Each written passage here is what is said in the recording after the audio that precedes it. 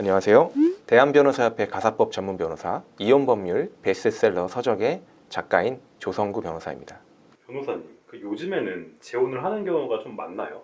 우리가 예전에는 평생 한 번뿐인 결혼인데 결혼식은 최대한 멋지게 하자, 예쁘게 하자, 이런 말 많이 했잖아요. 근데 사실 요즘 시대가 평생 한 번뿐인 결혼이라는 게 무조건 통용될 수는 없는 그런 시대 같아요. 실제로 재혼들을 굉장히 많이 하시는데, 저의 경우에도 의뢰인들이 이혼을 하시잖아요. 제가 변호를 해가지고 이혼을 하시면은 나중에 재혼을 했다고 청첩장을 보내오고 이런 경우들이 종종 있어요. 얼마 전에도 몇 번 갔다 오기도 했고요, 제가. 근데 정말 안타까운 거는 그렇게 해가지고 재혼을 했는데 또다시 이혼을 하는 사람들도 많다는 거.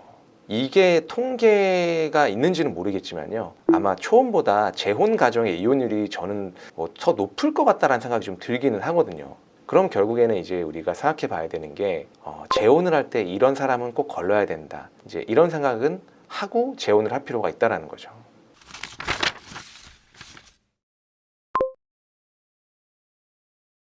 일단은 재혼하면 안 되는 상대는요, 초혼하면 안 되는 상대랑 사실 똑같죠. 그러니까 제가 예전에 결혼하면 절대 안 되는 남자 탑3, 결혼하면 절대로 안 되는 여자 탑3, 이 두 개의 영상을 제가 찍어서 올린 적이 있는데요. 아마 이게 합쳐가지고 한 조회수가 한 20만 부 정도 나왔을 거예요. 이거를 일단 한번 좀 보셨으면 좋겠고, 여기에 더해서 특히 재혼해서는 안 되는 상대에 대해서 말씀을 드린다면요, 제가 3가지로 요약을 할 수 있을 것 같습니다. 첫째, 전 배우자와 비슷한 사람. 둘째, 내 전혼에 대해서 문제를 삼는 사람. 셋째, 경제관념이 없는 사람. 이렇게 3가지입니다. 첫 번째, 전 배우자와 비슷한 사람에 대해서 설명을 드릴게요. 남편이 가정폭력을 휘둘러가지고 이혼을 했는데 재혼하고 또 그 남편한테 맞아가지고 오신 분들, 아내가 바람 펴가지고 이혼하고 그 다음에 재혼했는데 새롭게 만난 아내도 또 바람 펴가지고 이혼하는 분들, 참 이런 거 보면 안타까워요. 그래가지고 제가 물어보죠. 아니 그럼 왜 또 그런 사람이랑 결혼을 했어요? 이러면은 이분들이 그러게요 이러는데, 근데 이게 사실 이유는 있죠. 애초에 그런 사람을 좋아하는 거예요. 이런 특징을 가진 사람을 좋아해서 그 전에 이런 남편과 결혼을 했었고, 이혼을 하고 난 다음에도 똑같이 그런 스타일의 사람이 좋기 때문에, 그런 스타일의 사람에 끌리기 때문에 또 비슷한 남자랑 결혼을 했고 똑같은 문제가 발생해서 또 이혼을 하고 이렇게 되는 거죠. 그러니까 예를 들어 가지고 남성성이 강한 남자를 좋아했다, 그래서 그런 상남자랑 결혼을 했다, 결혼을 했는데 두드려 팬다, 그래서 맞았다, 그래서 이혼을 했다, 그러고 나서 돌싱으로 살다가 또 비슷하게 터프한 남자를 만나서 또 결혼을 한다, 또 맞는다, 또 이혼한다, 이런 거거든요. 남자 입장에서도 감수성이 풍부한 여자가 되게 끌린다, 좀 감성적인 여자, 그래서 결혼했다. 근데 막상 결혼을 해보니까 생활력이 너무 약하고 그래서 다투고 이혼을 했다. 그랬는데 또 비슷하게 감수성이 풍부한 여자를 만나가지고 결혼하고 똑같은 이유로 또 싸우고 또 이혼한다. 이런 악순환인 겁니다. 그만큼 이성을 보는 관점이라는 게 바뀌기가 좀 힘들긴 하거든요. 하지만 그럼에도 불구하고 어떻게든지 좀 이성관을 좀 바꿔보시던지, 비슷한 스타일이라고 하더라도 거기에 대한 단점을 좀 보완할 수 있는 그런 사람을 만나는 게 좋을 것 같습니다. 예를 들어 가지고 남성성이 강한 그런 상남자 스타일을 좋아한다라고 치더라도 이거를 보완할 수 있는 세련된 매너, 다정함을 갖춘 이런 남자를 만난다라거나 그런 식으로 말이죠. 그러니까 이게 오해하면 안 되는 게, 이혼을 한 게 무조건 전 배우자 때문은 아니니까 전 배우자가 무조건 나쁘다라는 건 아니에요. 하지만 적어도 나와 전 배우자 같은 스타일은 맞지 않는다, 이게 이미 한 번의 이혼으로 검증이 된 거거든요. 근데 똑같은 실수를 반복할 필요는 전혀 없다라는 거죠. 두 번째, 내 전혼에 대해서 문제를 삼는 사람입니다.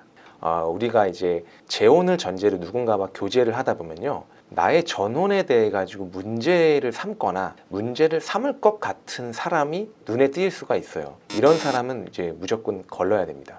특히 그러니까 나에게 전혼 자녀, 그러니까 전 남편과의 사이에서 태어난 딸이나 아들이 있는 경우에 상대방이 이런 걸 문제 삼는 경우가 많고, 또 나는 재혼이지만 상대방은 초혼일 때 이런 걸 문제 삼는 경우들이 꽤 많이 있어요.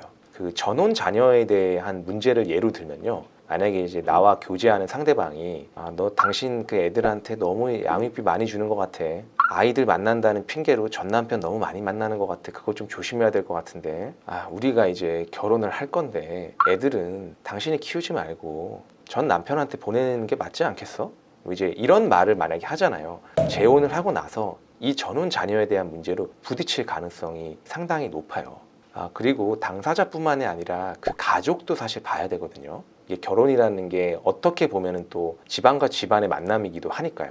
상대방의 부모님이 나의 이혼 이력 문제 삼는다라거나 전혼 자녀에 대해서 문제를 삼는다. 이제 이러면은 사실 재혼을 해도 이 문제를 부딪힐 가능성이 높은 거고, 상대방도 재혼인 경우에 상대방의 전혼 자녀가 또 나를 되게 싫어하고 이제 이런 경우들이 있어요. 이 경우도 되게 가시밭길이고, 특히나 상대방의 전혼 자녀가 나와 이제 재혼 후에 같이 살게 되는 경우 있잖아요. 이럴 때 이 문제로 헤어지는 사람들도 굉장히 많이 있습니다. 네, 세 번째, 경제관념이 없는 사람입니다. 결혼이라고 하면 부부가 경제 공동체를 이제 이루는 거잖아요. 그래서 뭐 초혼이든 재혼이든 당연히 경제관념이 제대로 박힌 사람을 만나는 거는 굉장히 중요해요. 하지만 이제 특히나 재혼 같은 경우는 어느 정도 각자 이제 재산을 좀 만든 상태에서 이제 재혼을 하잖아요. 그러다 보니까 경제적인 부분이 초혼보다 오히려 훨씬 더 중요합니다. 제가 재혼 이혼 소송을 변호를 하면서 안타까운 생각이 많이 드는 게, 이 사람은 진짜 돈만 보고 결혼한 거 아니야? 이런 생각이 드는 사건들이 되게 많다라는 겁니다. 특히나 이제 황혼에 재혼을 하시는 분들이 있잖아요. 이런 경우에 이런 케이스들이 되게 많아요. 제가 이제 몇 년 전에 했던 사건인데, 60대 여성 의뢰인이 있어요. 이분이 한 20년 전쯤에 이제 이혼을 하고 혼자서 딸 키우면서, 그러면서도 열심히 미용실도 하고 이런저런 사업을 해가지고 지방이지만 조그만 건물도 하나 이제 사고 이제 이럴 정도로 악착같이 살아왔거든요. 그러다가 딸도 다 크고 어느 정도 나이가 된 60대쯤 돼가지고 이제 이런저런 이제 동네 모임이나 이런 것들을 나갔어요. 이제 그러다가 어떤 한 남자를 만나게 됐고, 이제 이분도 한 차례 이제 이혼을 경험을 한 그런 이제 돌싱남이었던 거예요. 그래서 이 남자를 만나가지고 교제를 하다가 결혼까지 했는데요. 이 여자 이제 의뢰인분은 어느 정도 좀 재산이 있었고, 이 남자 같은 경우는 재산이 이제 많지는 않았어요, 상대적으로. 근데도 어쨌거나 이제 사랑하고 하니까 결혼을 했단 말이죠. 평생의 동반자가 될 줄 알았지만요, 결혼을 하고 나서 어느 순간부터는 이 재혼한 남편이 그냥 마치 맡겨놓은 것 마냥 의뢰인의 돈을 쓰고요. 특별한 일도 하지 않고 약간 한량처럼 살고 이제 이러는 거예요. 그러다가 무슨 사업이랍시고 한다고 돈을 꽤 많이 가져와가지고 그거를 날려먹고, 이런 일들이 이제 계속이 되면서 이 의뢰인이 굉장히 힘들었던 거죠. 하지만 참고 참았어요. 왜냐? 예전에 한번 이혼한 것도 굉장히 가슴 아픈 일인데 또다시 이혼을 할 수는 없다, 이제 이런 생각을 하셨던 거거든요. 하지만 이제 참는데도 한계가 있었고, 그렇게 몇 년이 지난 후에 결국에는 이혼 소송을 하게 되었습니다. 근데 남편 쪽에서는 재산 분할을 요구하더라고요. 그러니까 재혼하기 전에 의뢰인이 갖고 있던 건물, 기타 그런 재산에 대해 가지고 나도 일정 부분은 받아야 된다, 이제 이런 식으로 주장을 하는 거예요. 그러니까 의뢰인 입장에서는 어이가 없는 거죠.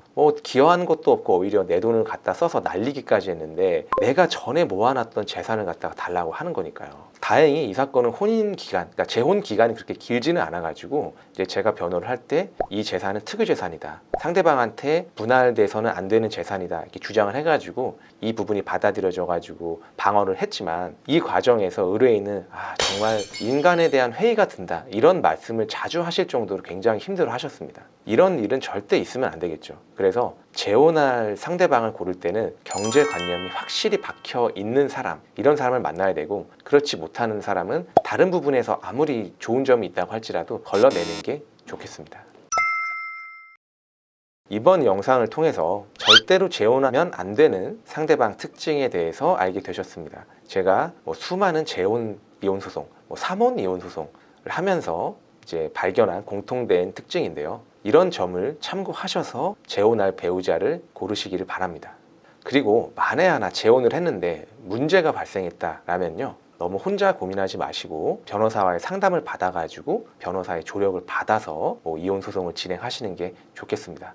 도움이 필요하시다면 제게 연락을 주셔도 좋겠습니다. 지금까지 조성구 변호사였습니다. 감사합니다.